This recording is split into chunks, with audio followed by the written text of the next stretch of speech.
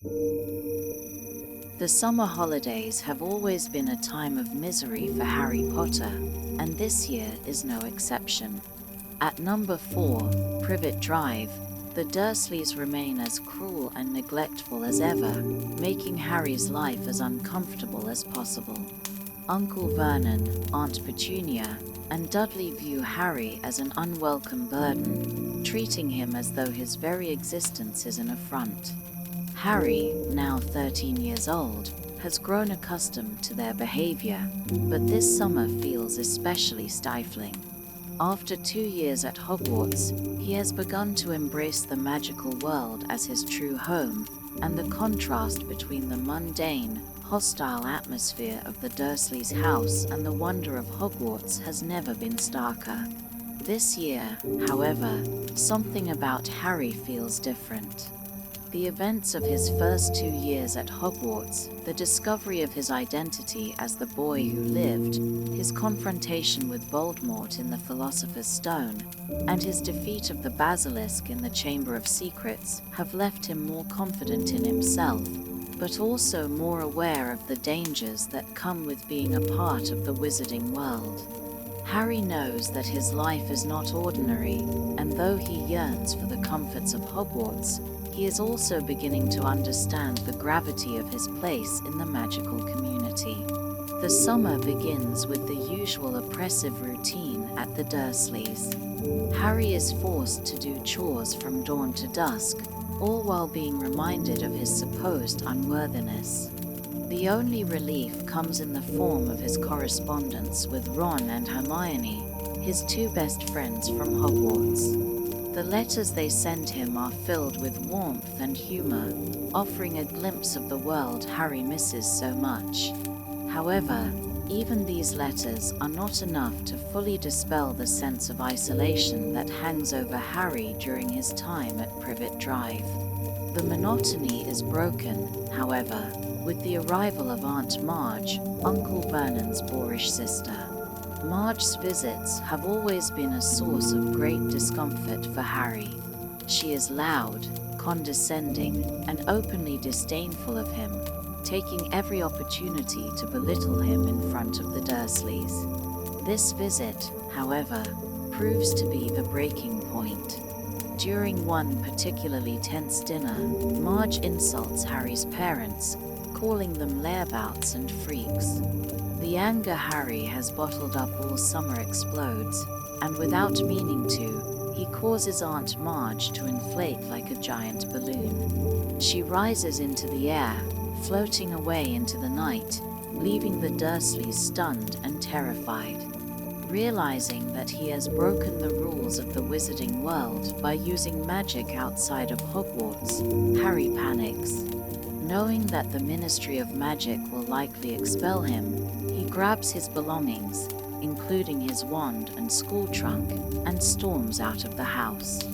For the first time in his life, Harry feels a sense of freedom as he steps into the night, leaving the Dursleys behind. But this freedom is tinged with fear. He has no idea where to go or what consequences await him for using magic in front of Muggles. As Harry walks through the dark streets, dragging his heavy trunk behind him, he begins to feel the weight of his decision. He is alone, vulnerable, and unsure of what the future holds. The night is eerily quiet, and Harry can't shake the feeling that he's being watched. Suddenly, he notices a large, shadowy figure in the distance, a black dog with glowing eyes. The sight of the dog sends a chill down his spine, and he instinctively raises his wand, prepared to defend himself. Before he can react, however, a loud noise startles him, and a magical, triple-decker bus screeches to a halt in front of him. The night bus, a brightly lit and chaotic vehicle designed to assist stranded witches and wizards, is driven by Stan Shunpike, a young and somewhat scatterbrained conductor. Stan explains that the bus provides emergency transport for those in need, and Harry, seeing no other option, climbs aboard. The ride on the night bus is a surreal experience. The bus zooms through the streets at breakneck speed, narrowly avoiding obstacles, while its interior shifts and sways unnaturally. As Harry sits in one of the beds provided for passengers, he tries to process everything that has happened. The image of the black dog lingers in his mind, filling him with an unshakable sense of dread. The night bus eventually drops Harry off at the Leaky Cauldron, the gateway between the magical and muggle worlds. To Harry's surprise, he is met by Cornelius Fudge, the Minister of Magic himself. Fudge, a short and pompous man, reassures Harry that he will not be punished for his use of magic. Instead, Fudge explains that the Ministry has more pressing concerns. Sirius Black, a dangerous and infamous wizard, has escaped from Azkaban, the wizarding prison. Black's escape has sent shockwaves through the wizarding community, and the Ministry is focused on capturing him before he causes any harm. Harry, though relieved to avoid punishment, is puzzled by the significance of Black's escape.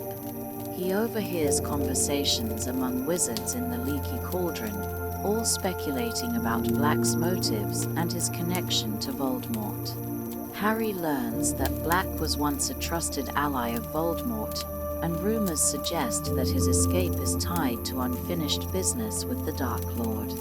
As Harry listens, he begins to sense that Black's escape may be more personal than he initially realized. The whispers about Black's connection to Harry's parents and his possible role in their deaths leave Harry feeling both confused and uneasy. Harry spends the next few days at the Leaky Cauldron, enjoying the freedom to roam Diagon Alley and prepare for the upcoming school year. He reconnects with Ron, Hermione, and the Weasley family, who share his excitement for their third year at Hogwarts. However, the shadow of Sirius Black's escape looms over their conversations, and the tension in the magical community is palpable. The news of Black's escape dominates every headline, and whispers of fear follow Harry wherever he goes. When the time comes to board the Hogwarts Express, the security presence is higher than ever. The Ministry has stationed Dementors, terrifying, soul-sucking creatures, along the train route to guard against any potential attacks by Black. The Dementors' presence is oppressive, and Harry feels an inexplicable sense of dread whenever they are near. As the train begins its journey to Hogwarts, Harry is determined to learn the truth about Sirius Black, his connection to Voldemort, and the secrets of his parents' past. The stage is set for a year filled with mystery, danger, and revelations. As Harry, Ron, and Hermione prepare for another year at Hogwarts, they cannot imagine the truths they will uncover or the challenges they will face. The escape of Sirius Black, the presence of the Dementors, and the growing tension in the wizarding world all point to a year unlike any they have experienced before. The journey to Hogwarts on the Hogwarts Express is usually a time of excitement and reunion for Harry, Ron, and Hermione. The train is filled with chatter, laughter, and the anticipation of another year at the magical school. This year, however, the atmosphere is far from light-hearted. The news of Sirius Black's escape from Azkaban has cast a shadow over the wizarding community, and the students feel the weight of it. Security measures have been tightened, and Dementors, the terrifying guards of Azkaban, have been stationed along the train's route. Their presence is a constant reminder of the danger that looms over them. As the train speeds toward Hogwarts, Harry and his friends settle into their compartment. They are joined by a quiet, slightly shabby-looking man who appears to be asleep. The man, who introduces himself as Professor Remus Lupin, is the new defense against the dark arts teacher. His presence is both intriguing and comforting. Though his appearance is unassuming, There is something about him that suggests he is more than meets the eye. The peaceful atmosphere is shattered when the train suddenly stops. The lights flicker, and a deep chill fills the air. The students exchange nervous glances, and a sense of dread settles over them. Moments later, a Dementor enters their compartment. The creature's very presence is suffocating. It glides toward Harry, who immediately feels an overwhelming wave of cold and despair wash over him. As the Dementor looms closer, Harry hears faint screams in his mind, echoes of a memory he cannot fully grasp. He collapses, unconscious, and awakens moments later to find Professor Lupin offering him a piece of chocolate and explaining that Dementors feed on fear and despair, leaving their victims drained of all happiness. The encounter with the Dementor leaves Harry shaken. He feels vulnerable and exposed, unable to understand why the creature's presence affected him so much more than his friends. Ron and Hermione, though concerned, try to reassure him, but Harry can't shake the memory of the screaming he heard. Lupin's calm demeanor and practical advice offer some comfort, but Harry is left with more questions than answers. The Dementors are meant to be protecting the students from Sirius Black, but Harry feels as though they are a danger in their own right. When the train finally arrives at Hogwarts, the students are relieved to be back within the safety of the castle walls. However, the presence of the Dementors remains a constant source of unease. They patrol the school grounds, their dark, hooded figures casting an ominous shadow over the otherwise vibrant atmosphere of Hogwarts. Headmaster Albus Dumbledore assures the students that the Dementors are there for their protection, but he warns them to stay away from the creatures. Harry, who has already experienced the effects of a Dementor firsthand, takes Dumbledore's warning to heart.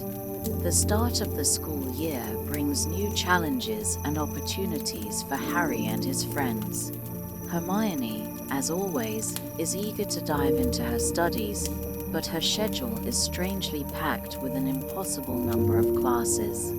Ron and Harry are both perplexed by how she manages to attend all her classes, but Hermione remains tight-lipped about her secret.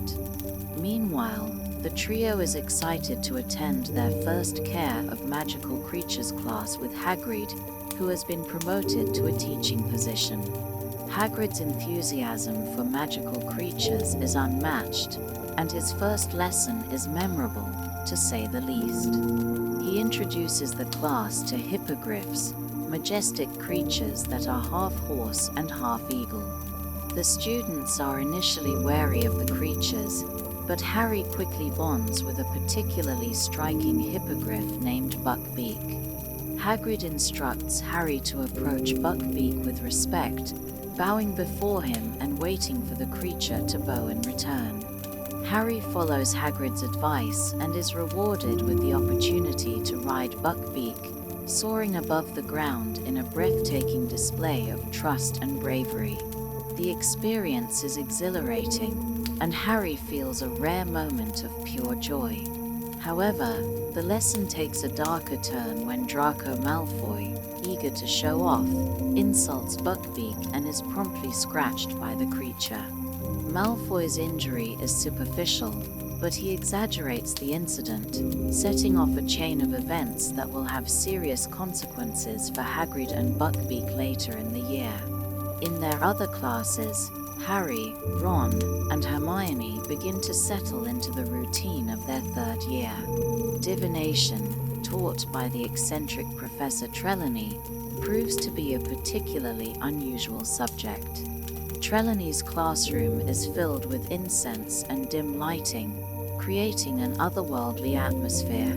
She speaks in a mysterious, almost theatrical tone, claiming to see visions of the future.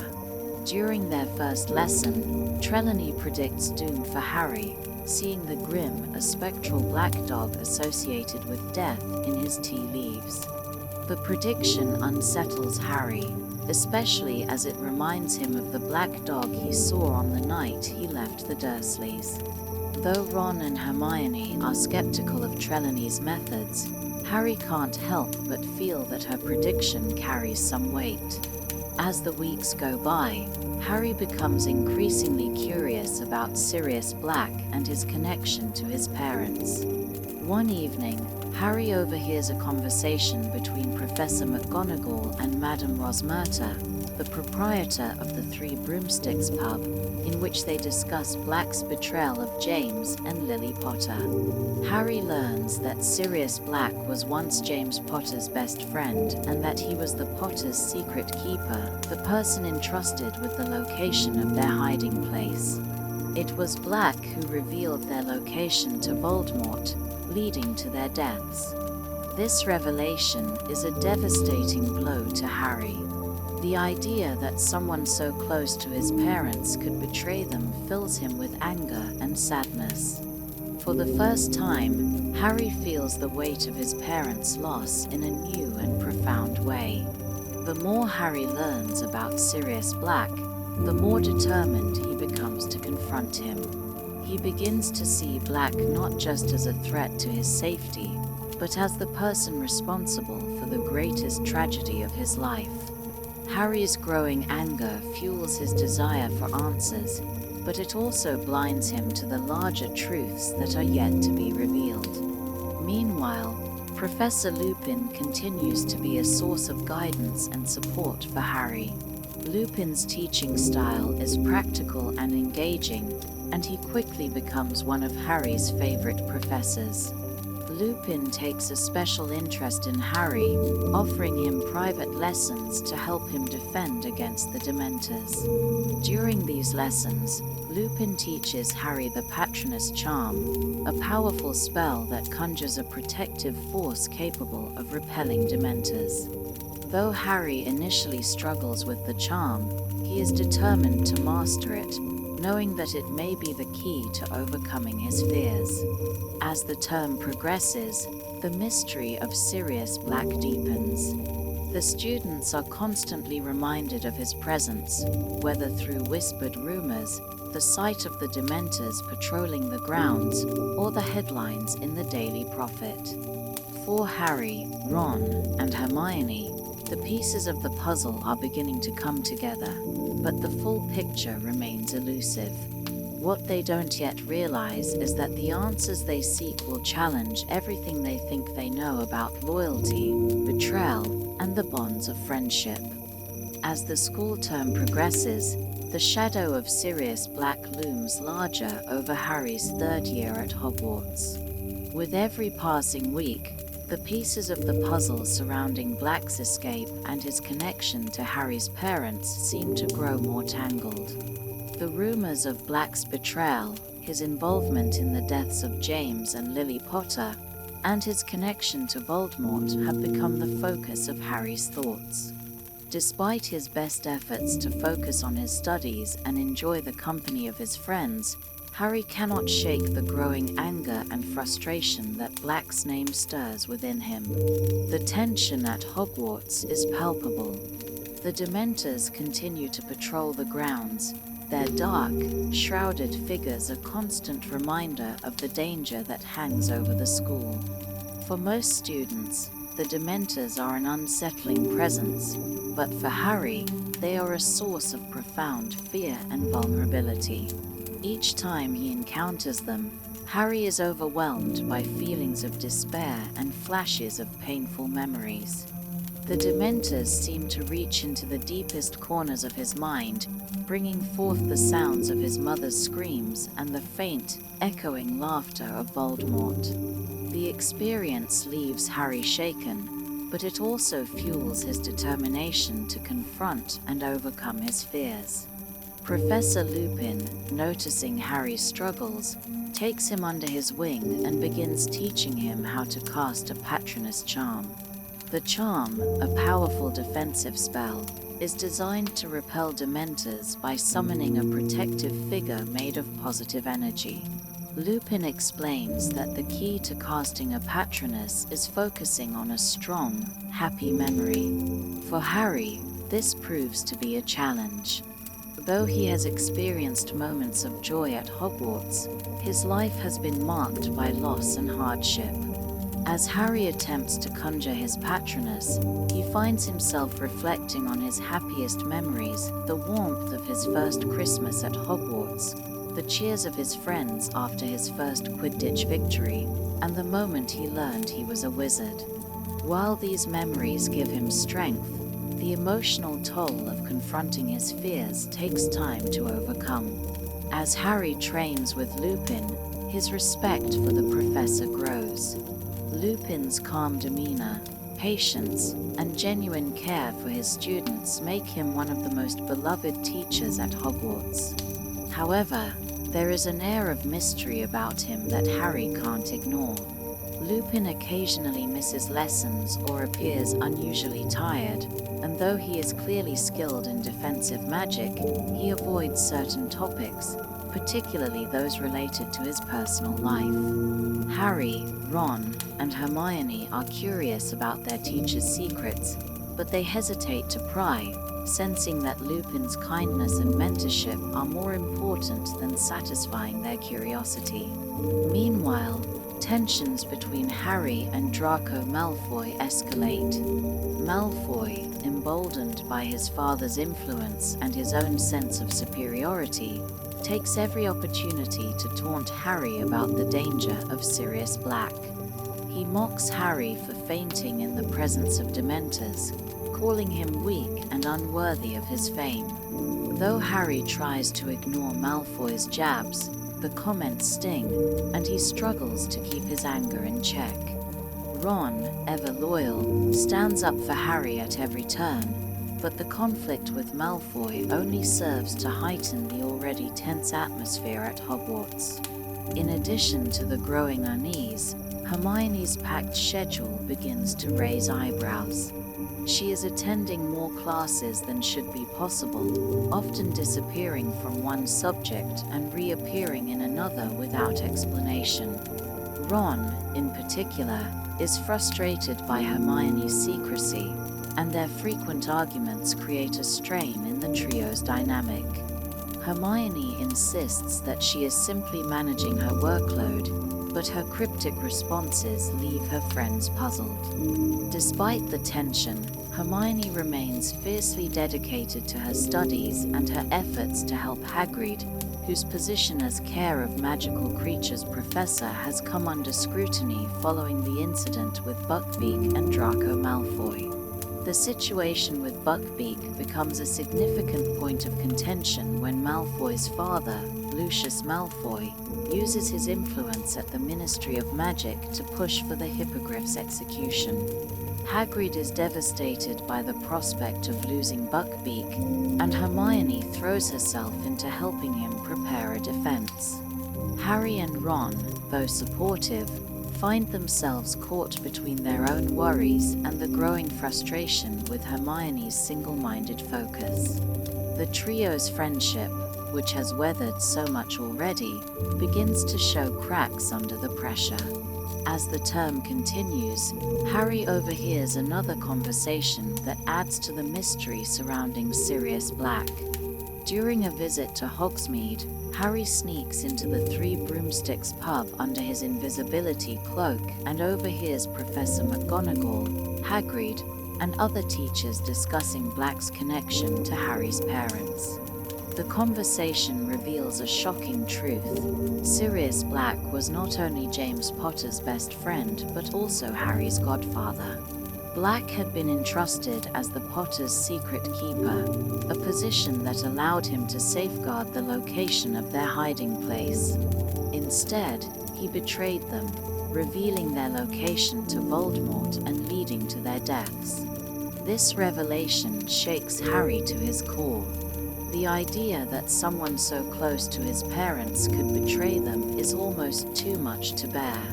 Harry's anger toward Black intensifies, and he begins to view the man not only as a threat, but as the person responsible for robbing him of his family. The pain of this betrayal is compounded by the fact that Black was once considered a trusted ally, someone who should have protected the Potters. Harry's feelings of loss and resentment bubble to the surface, driving him to seek answers and, if possible, justice. Harry's emotional turmoil reaches a breaking point during a Quidditch match against Hufflepuff. As the game unfolds, Harry spots a Dementor near the field, and the overwhelming fear it induces causes him to lose consciousness. He falls from his broom, narrowly avoiding serious injury, but his beloved Nimbus 2000 is destroyed in the process. The incident leaves Harry feeling defeated and vulnerable. The loss of his broom, a symbol of his skill and independence, feels like yet another blow in a year filled with challenges. Despite the setbacks, Harry's determination to confront Sirius Black only grows stronger. He begins to piece together fragments of the story, trying to understand the full scope of Black's betrayal and its implications for his own life. The mystery deepens when Harry discovers a strange map left behind by Fred and George Weasley. The Marauder's map, a magical document that shows the location of everyone at Hogwarts, becomes an invaluable tool for Harry and his friends as they navigate the increasingly complex web of secrets surrounding Black. As the winter holidays approach, the trio's investigation into Sirius Black and the events surrounding the Potters' deaths becomes more urgent.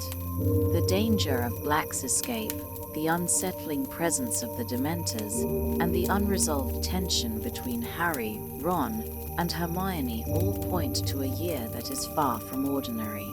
The shadows of the past and the specter of betrayal weigh heavily on Harry, but he remains resolute in his quest for the truth.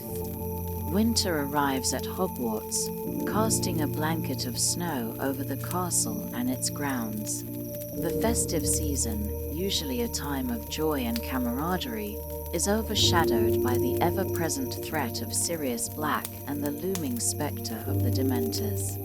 For Harry, the chill of winter mirrors the emotional weight he carries, the knowledge that Sirius Black, once his parents' closest friend and his godfather, betrayed them to Voldemort, leading to their deaths. The betrayal cuts deeply, leaving Harry angry, confused, and determined to uncover the truth. As the days grow colder, Harry's emotions simmer beneath the surface. The pressure of the school year, combined with the constant reminders of Black's escape, takes a toll on him. Though Ron and Hermione try to support him, Harry finds himself increasingly consumed by his thoughts.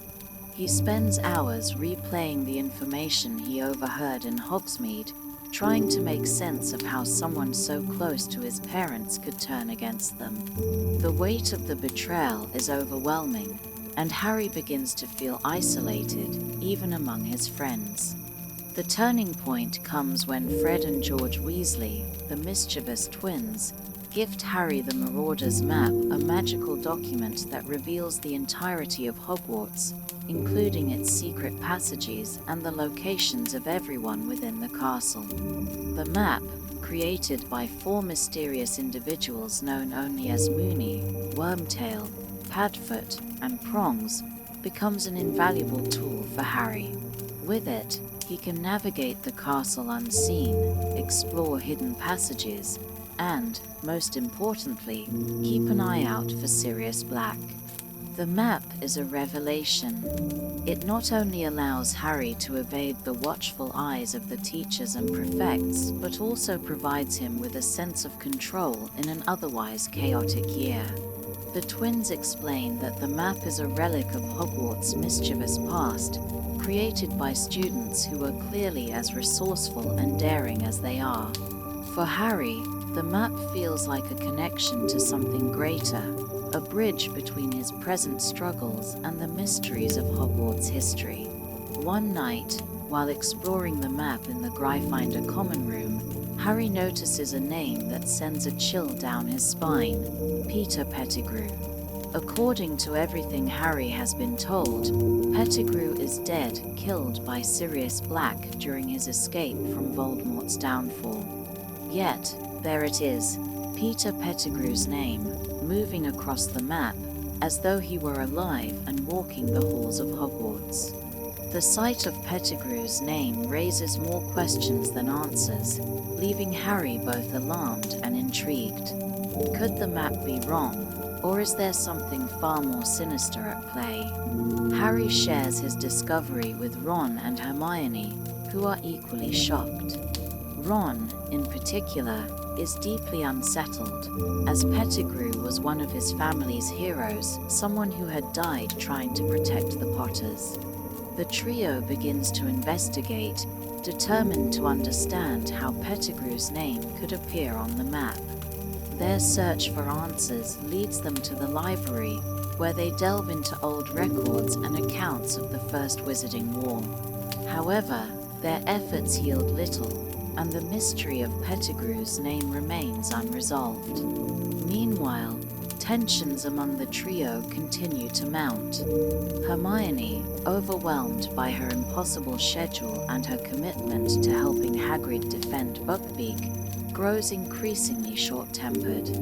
Ron, frustrated by Hermione's secrecy and her apparent disinterest in their shared investigations, begins to distance himself. The cracks in their friendship are painful for Harry, who relies on their bond to navigate the challenges of his life. Yet, even as the trio struggles, their shared determination to protect one another and uncover the truth keeps them united.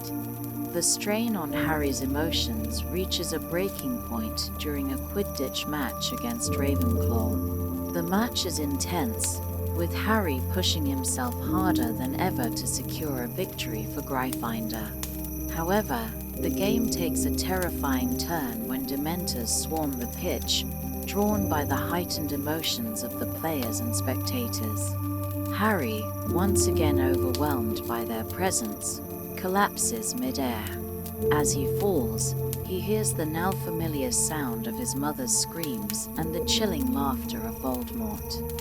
Harry's fall is broken by Dumbledore, who uses magic to slow his descent. Though Harry escapes physical injury, the emotional toll of the experience leaves him shaken.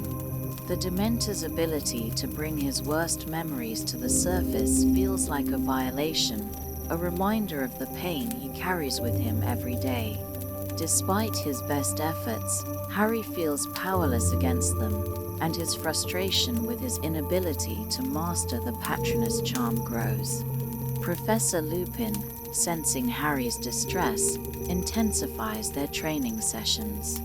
Lupin's calm and supportive approach helps Harry begin to make progress with the charm, though it remains a difficult and emotionally taxing process. Lupin encourages Harry to focus on his happiest memories, guiding him through the painful emotions that the Dementors evoke. Through these lessons, Harry begins to trust Lupin more deeply, seeing him not just as a teacher but as a mentor and ally. As winter gives way to spring, the mystery of Sirius Black and Peter Pettigrew continues to haunt Harry. The map becomes both a source of comfort and a reminder of the questions that remain unanswered. Each time Harry sees Pettigrew's name on the map, he is reminded of the complexities of his parents' past and the betrayal that shaped his life. The more he learns, the more he realizes that the truth is far more complicated than he imagined. The tension at Hogwarts reaches new heights when news spreads that Sirius Black has been spotted near the castle. Security measures are increased, with the Dementors taking a more active role in patrolling the grounds.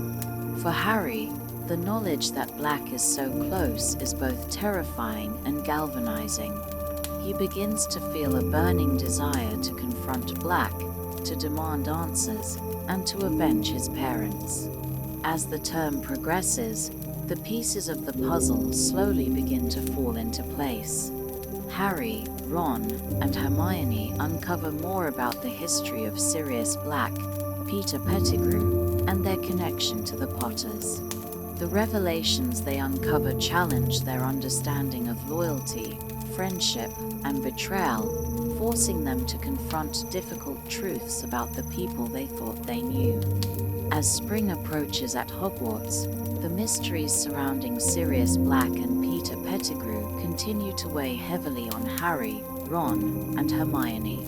The appearance of Pettigrew's name on the Marauder's map has left the trio with more questions than answers. According to everything they've been told, Pettigrew was killed by Sirius Black during the First Wizarding War. Yet the map, an artifact that has proven its accuracy time and time again, suggests otherwise. Harry can't help but feel that the truth about Pettigrew is a key piece in understanding Black's motives and the betrayal of his parents. The trio's investigations into Pettigrew are complicated by the ongoing tensions in their friendship. Hermione, who has been stretched thin by her impossible course load and her efforts to help Hagrid defend Buckbeak, becomes increasingly distant. Her secretive behavior regarding her schedule frustrates Ron, who feels shut out of her life. Meanwhile, Ron's growing impatience with Hermione's apparent lack of interest in their shared investigations creates a rift between them. Harry, caught in the middle, struggles to maintain the balance in their friendship while dealing with his own emotional turmoil. Despite these challenges, Harry becomes increasingly focused on mastering the Patronus charm under Professor Lupin's guidance. The lessons are grueling, requiring Harry to confront the painful memories that the Dementors bring to the surface. Lupin encourages Harry to focus on his happiest memories, moments of joy and connection that give him strength. After weeks of effort, Harry finally succeeds in producing a faint, silvery wisp of a Patronus, a sign that he is making progress. Though it is not yet a fully formed charm, the achievement boosts Harry's confidence and strengthens his resolve. During one of their lessons, Lupin opens up to Harry about his own struggles with fear and isolation. Though he does not reveal the full extent of his past, he shares enough to help Harry see that he is not alone in facing darkness. Lupin's wisdom and compassion deepen Harry's trust in him, and Harry begins to view Lupin not just as a teacher, but as a mentor and a source of guidance in navigating the complexities of the wizarding world. Meanwhile, the trial for Buckbeak looms closer, and the tension surrounding Hagrid's case reaches a breaking point. Hermione, determined to save Buckbeak, spends hours poring over legal texts and preparing a defense. Her efforts are tireless, but the odds are stacked against them. Lucius Malfoy's influence at the Ministry of Magic ensures that the trial is anything but fair, and the possibility of Buckbeak's execution weighs heavily on Hagrid and the trio. The growing strain in their friendship comes to a head when Hermione confronts Harry and Ron about the Marauder's map. She discovers the map in Harry's possession and immediately reports it to Professor McGonagall, believing it to be too dangerous for Harry to use given the threat of Sirius Black. Harry and Ron feel betrayed by Hermione's actions, and the fallout from the confrontation creates a rift between them. Hermione, who has always acted out of concern for her friend's safety, is hurt by their anger, but she remains steadfast in her belief that she did the right thing. The trio's fractured friendship is further tested when Ron's beloved pet rat, Scabbers, goes missing. Ron blames Hermione's cat, Crookshanks, for the disappearance, leading to another heated argument. The tension between Ron and Hermione becomes nearly unbearable, leaving Harry caught between his two best friends. Though Harry understands both sides, he feels increasingly isolated as the events of the year weigh heavily on him. The turning point comes during a visit to Hogsmeade, where Harry, disguised under his invisibility cloak, overhears a conversation between Madame Rosmerta, Professor McGonagall, Hagrid, and Cornelius Fudge. The group discusses the events leading up to the deaths of James and Lily Potter and the betrayal by Sirius Black. Harry learns that Black and his father, James, were inseparable during their time at Hogwarts, almost like brothers. Black was even named Harry's godfather, a role that should have symbolized love and protection. The conversation takes a darker turn as Harry learns about the events that led to Pettigrew's supposed death.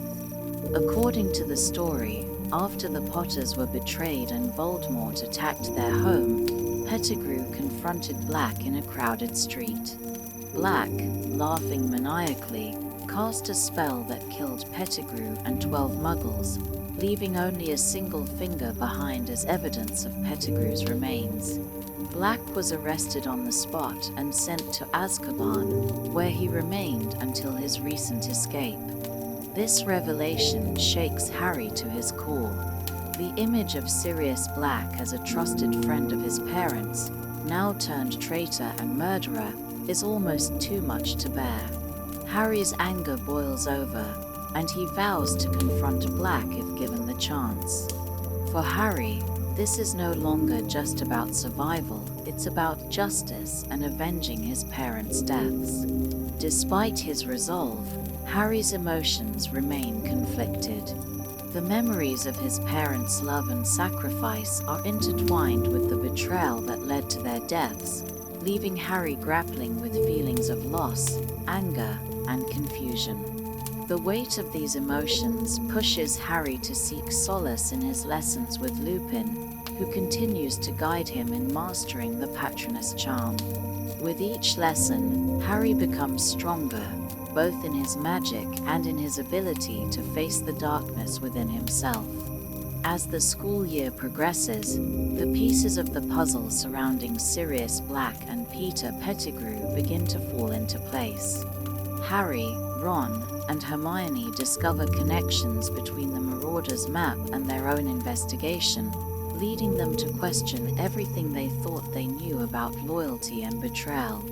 The map, with its enigmatic creators, Moony, Wormtail, Padfoot, and Prongs, holds secrets that are tied to Harry's own history, though he has yet to uncover the full truth. The trio's investigation takes an unexpected turn when they stumble upon a series of clues that suggest Pettigrew's death may not have been as straightforward as it seemed. The map's appearance of Pettigrew's name, combined with Harry's growing suspicions, hints at a larger conspiracy, one that involves not only Sirius Black but also the hidden truths of the First Wizarding War. As Harry delves deeper into the mystery, he begins to realize that the line between friend and foe is far more complicated than he ever imagined.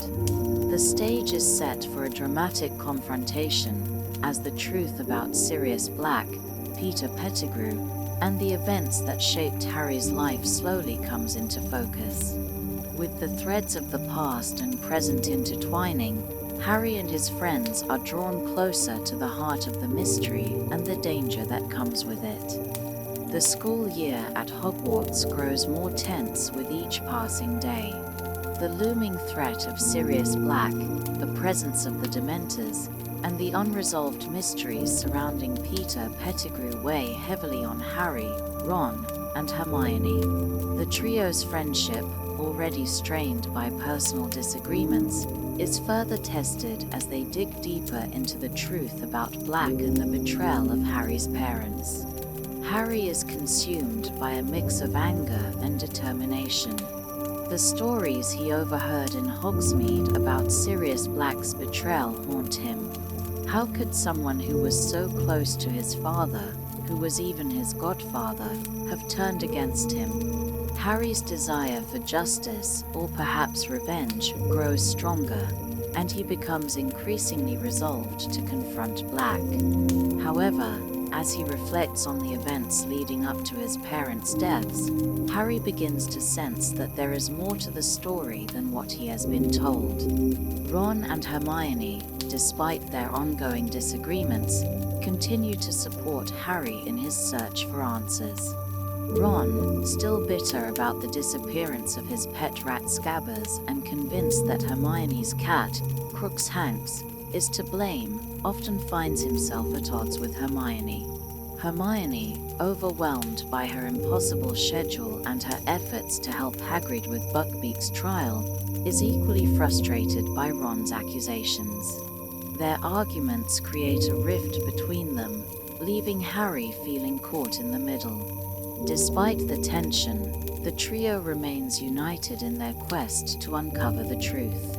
As the trio pieces together fragments of information, the Marauder's map becomes an invaluable tool in their investigation. Harry continues to use the map to explore Hogwarts and keep track of the people within its walls.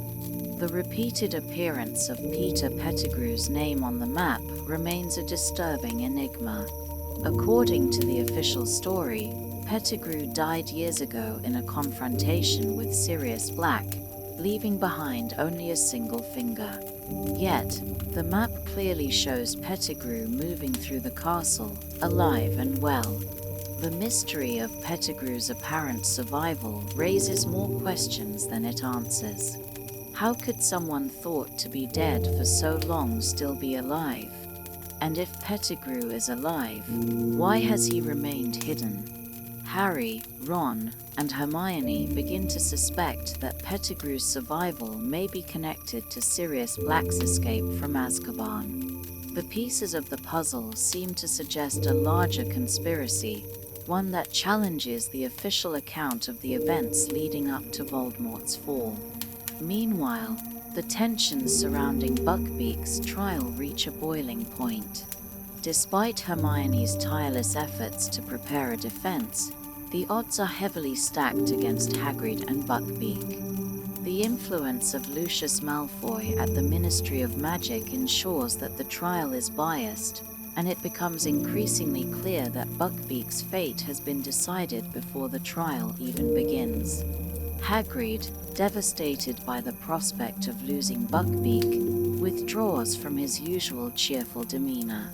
Hermione, too, becomes increasingly distraught, her frustration with the injustice of the situation further straining her relationship with Ron. The breaking point comes one evening when Harry and Ron find Hermione sitting alone in the Gryffindor common room, visibly upset.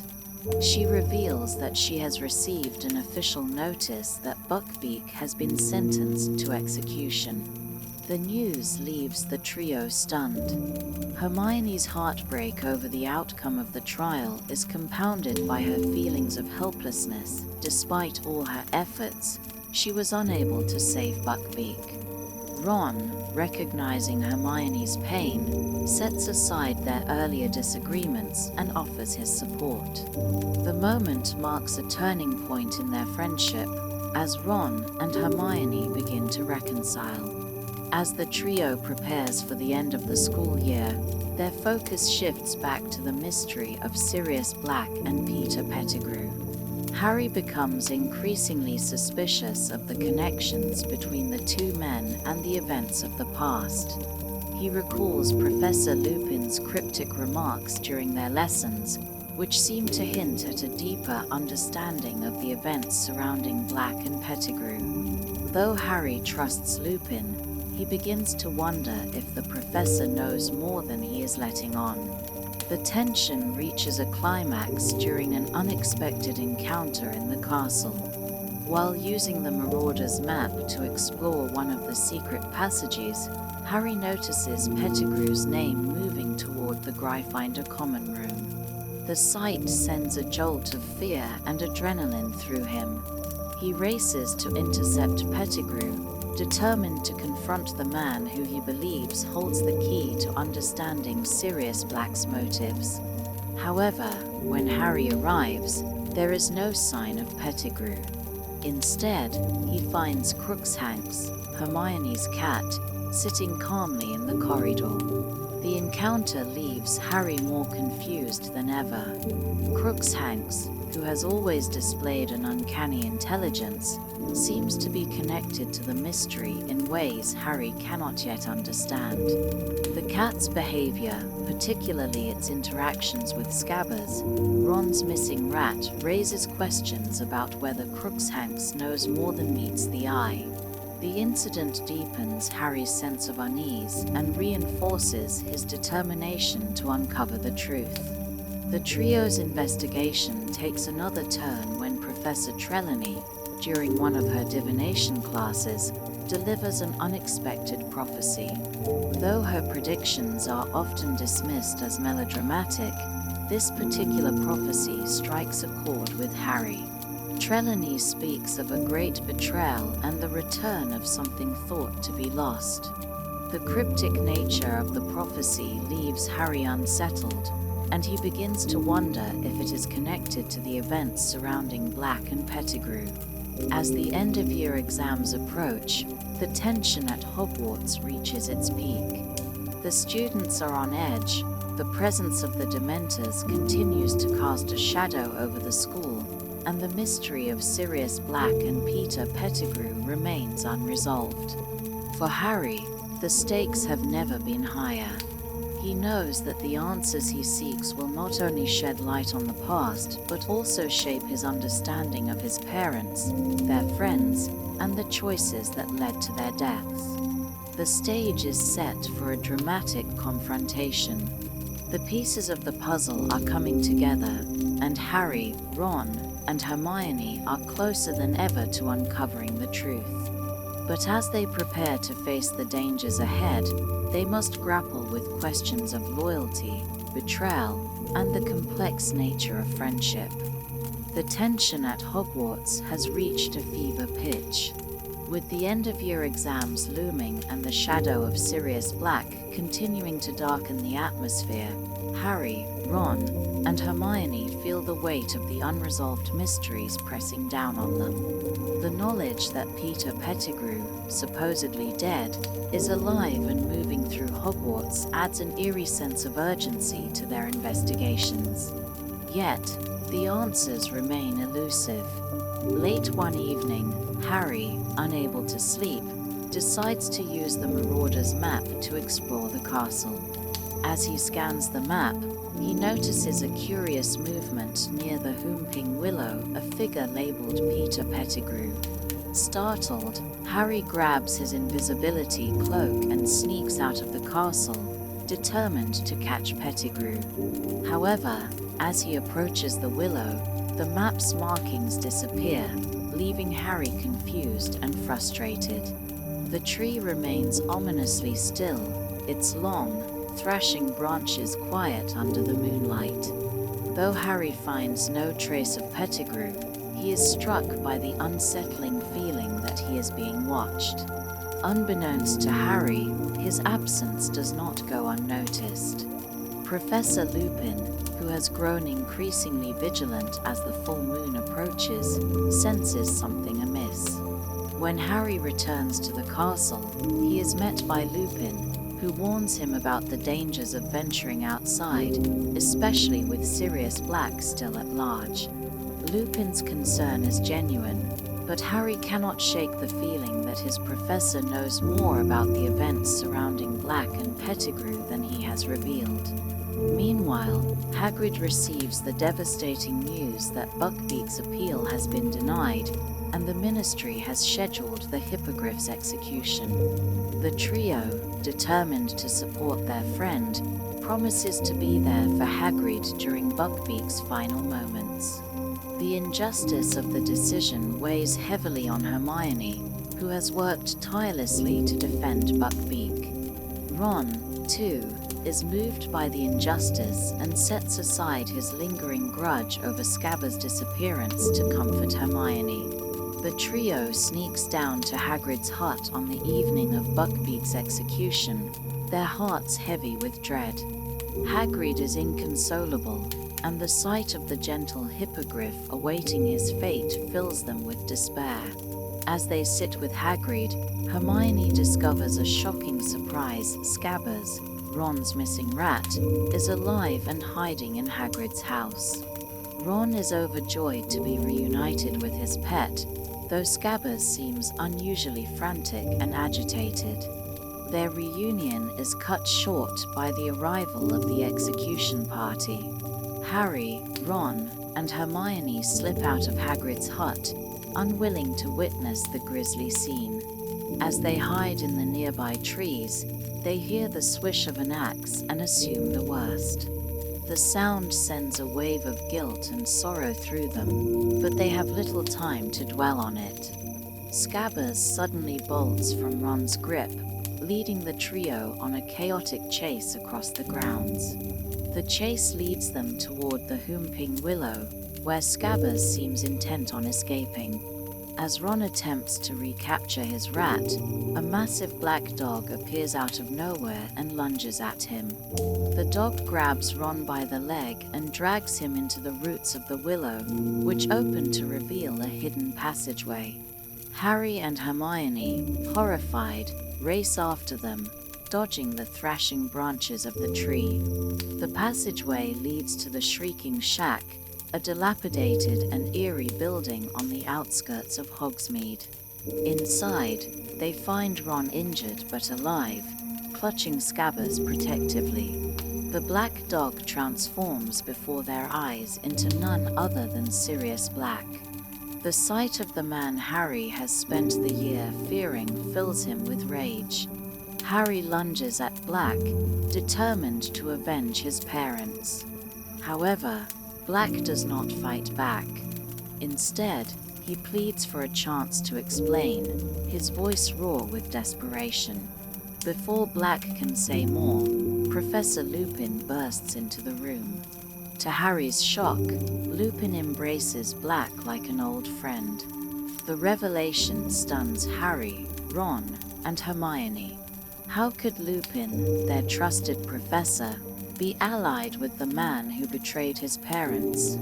The betrayal cuts deeply, and Harry demands answers. Lupin begins to explain, revealing that he, Black, James Potter, and Peter Pettigrew were close friends during their time at Hogwarts. They were the creators of the Marauder's map, and their nicknames Moony, Wormtail, Padfoot, and Prongs reflect their bond. Lupin also reveals a long-held secret.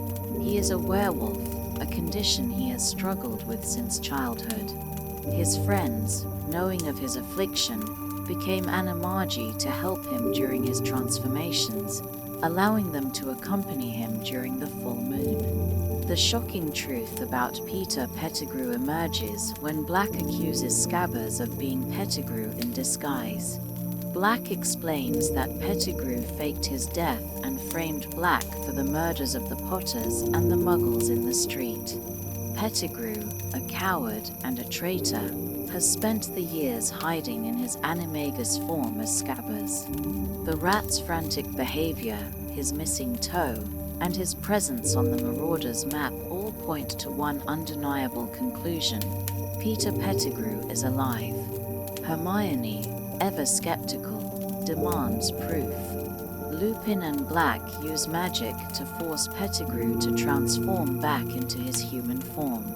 The sight of Pettigrew, small, trembling, and rat-like even in his human state, confirms their story.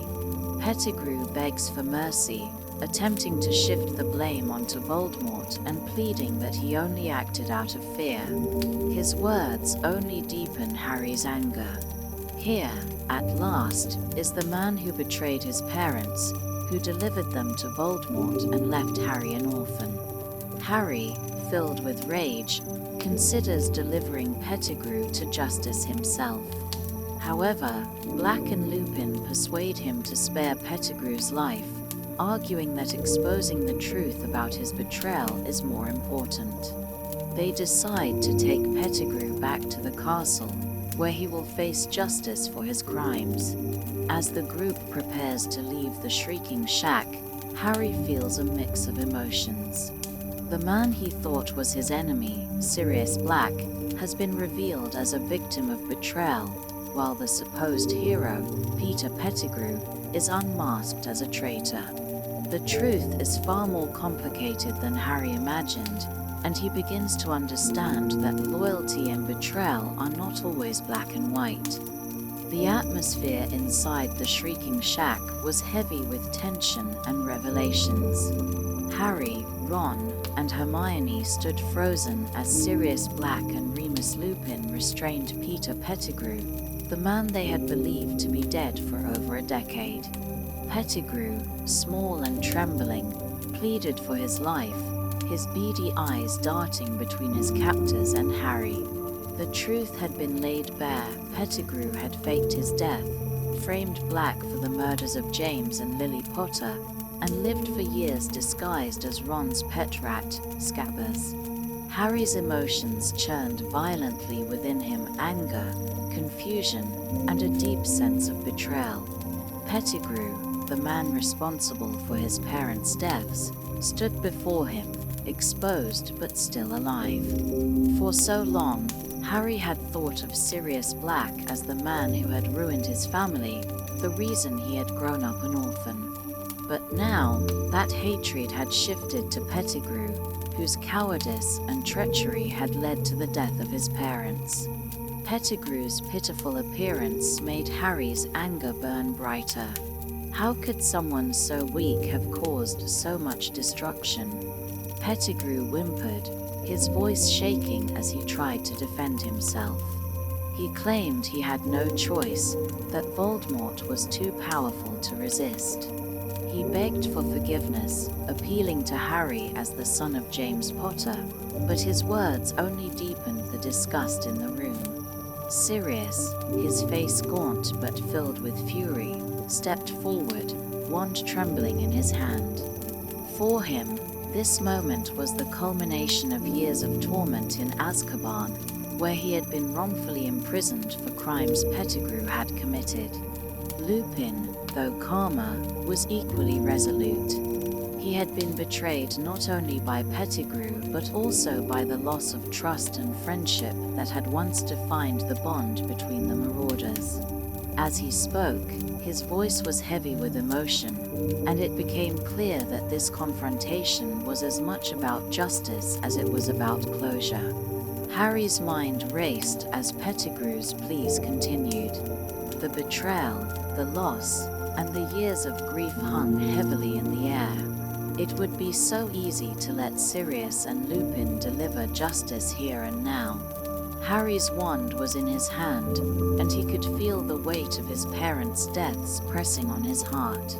Yet, as Pettigrew cowered on the floor, something stopped him. His father's voice echoed faintly in his mind, a reminder of the man James Potter had been: brave, loyal, and just. Harry knew what his father would have done, and it was not cold-blooded revenge. "Take him to the castle," Harry said firmly, his voice cutting through the tension. Sirius and Lupin looked at him, surprised, but Harry held their gaze. Let him face justice properly. The truth needs to come out. Pettigrew's relief was visible, though it did little to lessen Harry's disgust. He didn't spare Pettigrew another glance as they prepared to leave the Shrieking Shack. The group began their journey back to the castle, with Lupin and Sirius keeping a tight hold on Pettigrew. Ron hobbled along with Hermione's help, his leg injured from being dragged by Sirius in his animagus form. The night was cool and quiet, but the calm was short-lived. As they crossed the grounds, the full moon emerged from behind the clouds, its silvery light bathing the group. Lupin froze mid-step, his body trembling. Harry, realizing what was happening, felt a jolt of fear. Lupin had not taken the Wolfsbane potion, a magical draught that would have allowed him to retain his humanity during his transformation into a werewolf. Without it, he was powerless to stop the change. The group watched in horror as Lupin's features began to shift. His kind face twisted, his limbs lengthened, and his body was enveloped in fur. Within moments, he had transformed into a monstrous wolf, his golden eyes glowing with animalistic fury. Chaos erupted. Lupin, now fully a werewolf, howled into the night, his instincts overriding his human mind. Sirius immediately acted, transforming into his animagus form a massive black dog to protect the others. The two creatures clashed in a violent struggle, their snarls echoing across the grounds. In the confusion, Pettigrew seized his chance. He wriggled free from his captors, grabbed Lupin's abandoned wand, and transformed back into a rat. Before anyone could stop him, he scurried away into the darkness, disappearing from sight. Harry's heart sank as he realized Pettigrew had escaped. The man who had betrayed his parents, the key to proving Sirius's innocence, was gone. His frustration and despair were compounded by the sight of Sirius struggling against Lupin's werewolf form. Hermione screamed as the two creatures fought, and Ron, injured, could do little to help. Harry felt paralyzed, torn between the instinct to act and the overwhelming chaos unfolding around him.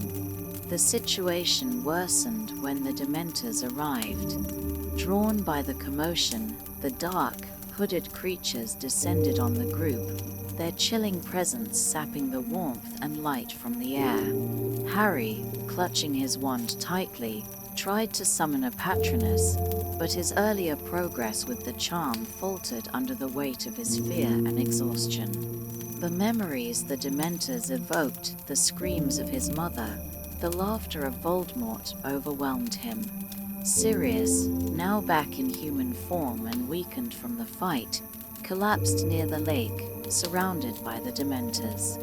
Harry and Hermione rushed to his side, but the creatures closed in, their skeletal hands reaching out.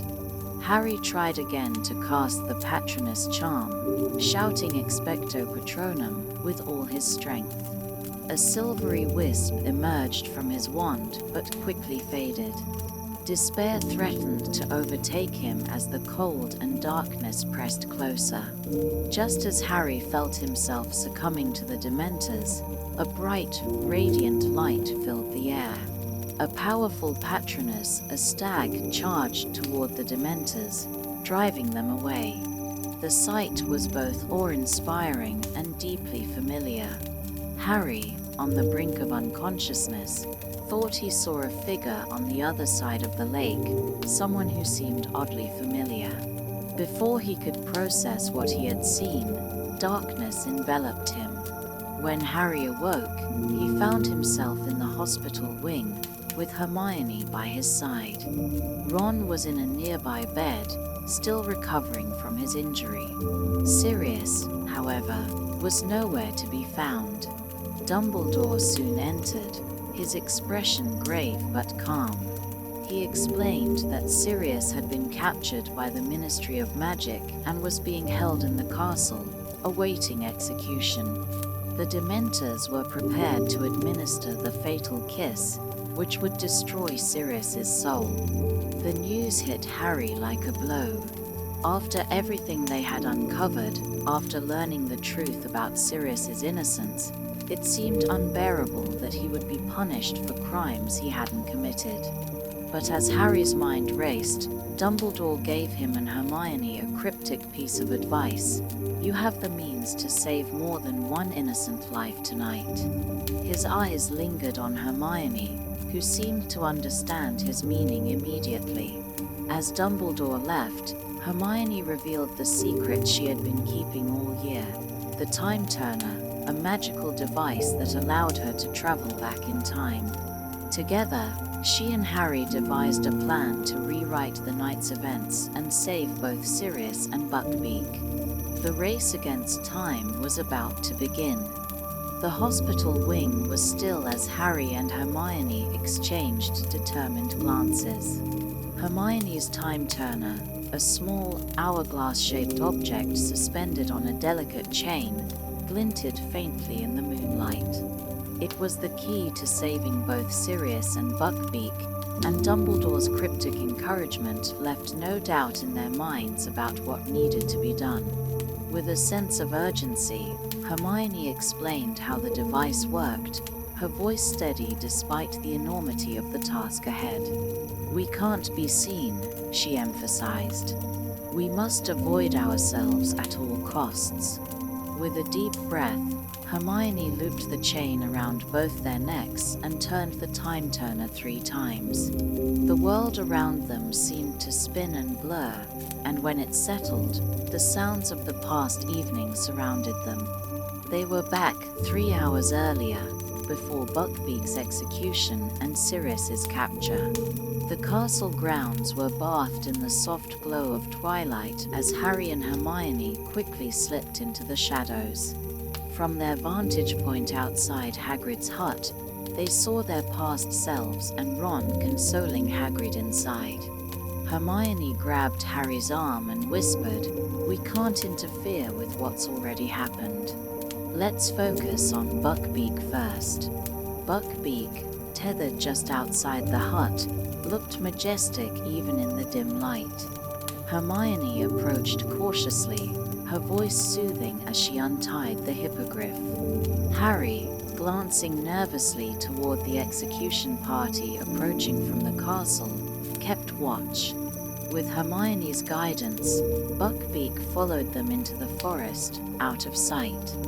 Moments later, the sound of the executioner's axe cutting through the air echoed, but it struck only the empty block where Buckbeak had stood moments before. Relieved, but knowing their task was far from over, Harry and Hermione turned their attention to Sirius. They crept back toward the castle, careful to avoid crossing paths with their past selves. As they reached the edge of the forest, Harry's gaze drifted toward the lake. It was there that he had seen the Patronus, powerful and brilliant, that had saved them from the Dementors. He hesitated, his heart racing as he considered what he was about to do. "I saw my dad," he whispered, almost to himself. "He cast the Patronus." Hermione's expression softened with understanding, but she shook her head gently. "Harry, it wasn't your dad. He's gone." Her voice was kind but firm. "You saw someone else." As they waited, hidden in the shadows, the events they had already lived began to unfold before them. They watched as their past selves fled the Shrieking Shack, pursued by Lupin in his werewolf form and Sirius in his animagus guise. They watched Pettigrew escape into the darkness, and their hearts sank at the memory of the chaos that had followed. Then came the Dementors. From their concealed position, Harry and Hermione saw the past versions of themselves and Sirius collapse near the lake, surrounded by the chilling creatures. Harry's heart pounded as he saw the Dementors close in, their skeletal hands reaching for their victims. He waited, breathless, for the Patronus to appear, but nothing happened. The realization struck him like a thunderclap. No one else was coming. He was the one who had to cast the Patronus. "I have to do it," Harry said with sudden clarity. Ignoring Hermione's protests, he stepped out of the shadows and raised his wand. The memories of his parents' deaths threatened to overwhelm him as the Dementors drew nearer, but Harry forced himself to focus on a single, powerful thought: the moment he had first flown on a broomstick, the freedom and exhilaration he had felt. "Expecto Patronum," he shouted. A brilliant, silver stag erupted from his wand, its antlers gleaming in the moonlight. The Patronus charged toward the Dementors, driving them back with an energy that was both fierce and protective. Harry stood transfixed as the stag galloped across the lake, its light reflecting on the water. It was the same Patronus he had seen before, and he realized the truth. It hadn't been his father. It had been him all along. Exhausted but triumphant, Harry stumbled back to Hermione. She looked at him with a mixture of awe and relief. "That was incredible, Harry," she said softly, helping him steady himself. But there was no time to celebrate, their mission wasn't over yet. They made their way to the tower where Sirius was being held. The castle was quiet, the corridors dimly lit. Avoiding the watchful eyes of the guards, they climbed to the highest floor and found Sirius locked in a cell, looking gaunt but defiant. His eyes widened in shock when he saw them, but his expression quickly softened into one of gratitude and hope. Hermione quickly unlocked the door with a spell, and Sirius stepped out cautiously. How he began, but Harry cut him off. "There's no time to explain," Harry said urgently. "We're getting you out of here." The three of them made their way back to the forest, where Buckbeak was waiting. Sirius's eyes filled with emotion as he looked at the hippogriff, realizing the lifeline he had been given. Harry helped him climb onto Buckbeak's back, and Sirius looked down at Harry and Hermione, his voice filled with gratitude. "Thank you," he said, his voice trembling. "Thank you for believing me." With a powerful leap, Buckbeak soared into the night sky, carrying Sirius to freedom. Harry and Hermione watched as the hippogriff disappeared into the distance, their hearts heavy but hopeful. Sirius was safe, and the truth about his innocence had been preserved. As they made their way back to the hospital wing, the weight of the night's events settled over them. They had saved more than one innocent life, just as Dumbledore had said, but the cost of the truth remained high. Pettigrew was still at large, and the shadow of Voldemort's return loomed ever closer. When they returned to their own time, they found themselves back in the hospital wing, just as Dumbledore entered to check on them.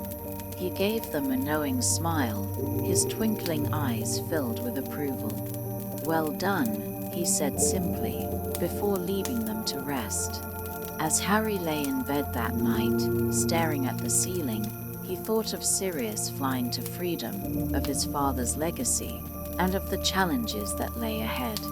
The road before him was uncertain, but for the first time, he felt a sense of peace. He had made a choice not for revenge, but for justice, and it was a choice he knew his parents would have been proud of.